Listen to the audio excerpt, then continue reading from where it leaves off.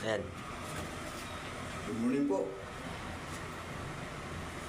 Good morning po sa lahat ng friends and followers. Ngayon sharing po tayo sa installation ng exhaust fan. Ito po, exhaust fan. Dito sa sa top ng bowl. Paglalagay po ng exhaust fan natin,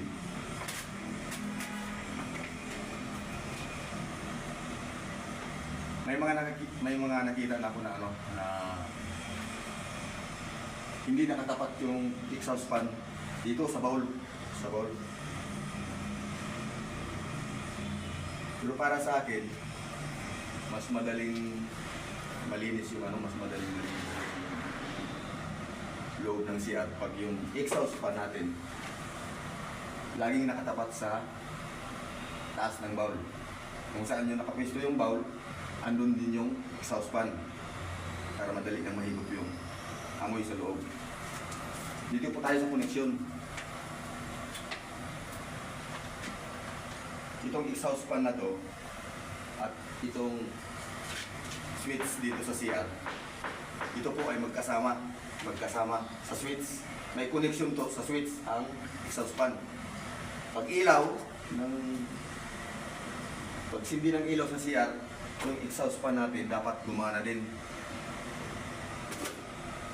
Pag switch pa lang ng ilaw, gagana din siya. Yung exhaust fan natin. Ngayon, papakita ko sa inyo yung loob ng exhaust fan natin. Ito yun.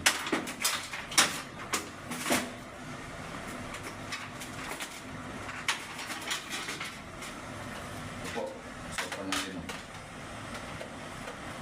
Paano siya ikabit doon sa taas? Ito lang. Pag bumili kayo ng exhaust fan, may guide. Ito yung karton na bilog. Ito po yung guide. Guguhitan lang yung kisame. Tapos, bahala na kayo kung paano nyo butasan para mapasok yung exhaust fan natin. Ito yung guide. Pag nakabutas na kayo, pwede na. Pwede na itong pumasok. Katulad nito, tingnan nyo.